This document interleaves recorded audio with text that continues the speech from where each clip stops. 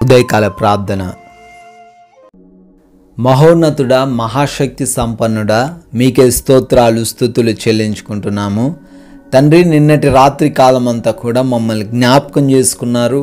మీ రెక్కల చాటున మమ్మల్ని భద్రపరిచారు.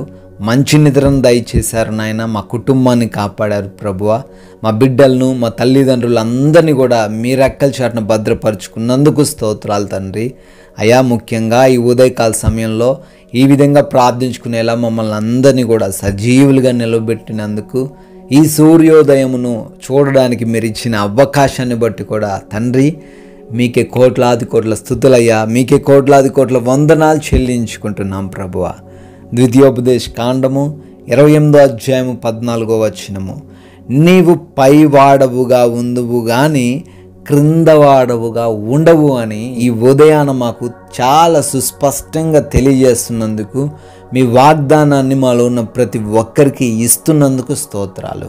ఎస్ లార్డ్, ఈ ఉదయాన వారు చేస్తున్న ఏ పనిలోనైనప్పటికీనైనా, వారి ఉద్యోగాలైనా, వారి వ్యాపారాలైనా, వారి పరిచర్యలైనా, వారి యొక్క ఎటువంటి తండ్రి బిజినెస్లు అయినప్పటికీనైనా వారు క్రింద వారుగా ఏమాత్రం ఉండరని, వారు పైవారిగానే, అందరికీ పనిచ్చేవారుగానే, అందరికీ సహాయం చేసేవారుగానే, ప్రతి విషయంలో ఘనపరచబడేవారుగానే ఉంటారని తెలియజేస్తున్నందుకు స్తోత్రాలు. మిమ్మల్ని నమ్ముకున్న ఏ ఒక్కరు కూడా తండ్రి కింద స్థాయిలో ఉండరు ప్రభువా. ప్రతి ఒక్కరు కూడా చాలా ఉన్నతమైన గొప్ప స్థితిలో ఉంటారు తండ్రి. అందును బట్టి మీకే మహిమ, మీకే ఘనత, మీకే ప్రభావాలు చెల్లించుకుంటున్నాము ప్రభువా.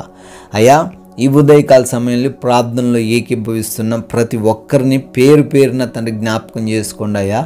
అయ్యా ప్రభువా, వారి యొక్క జీవితాల్లో వారు అనుకున్న ప్రతి కార్యము కూడా, వారు ఆలోచిస్తున్న ప్రతిదీ కూడా మీ చిత్తంలో వారి జీవితంలో నెరవేర్చమని బ్రతిమాలుకుంటున్నాము తండ్రి.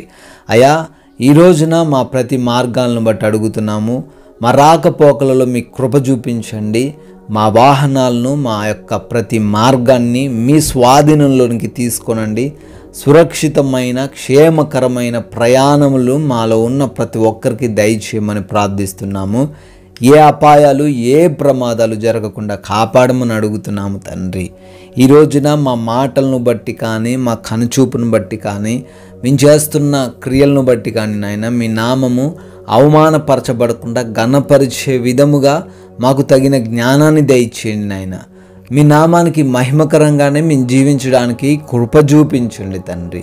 అయా, ఈ రోజున ఈ పునరుత్థాన దినమందు, ఈ ఆదివారకాల సమయంలో మీ సన్నిధిని మేమందరం చేరి మిమ్మల్ని స్తుతించే భాగ్యమును అనుగ్రహించమని, ప్రతి బిడ్డ కూడా మందిరంలో తండ్రి ఉండుటకు సహాయం దయచేయమని అడుగుతున్నాం ప్రభువా.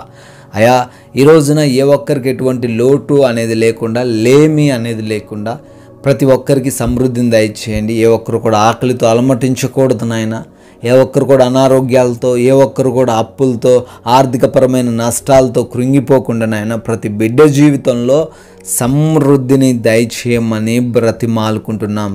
అవును తండ్రి, ఈ రోజున ఎగ్జామ్స్ కొరకు, ఇంటర్వ్యూస్ కొరకు వెళ్తున్న వారు ఉన్నారయ్యా.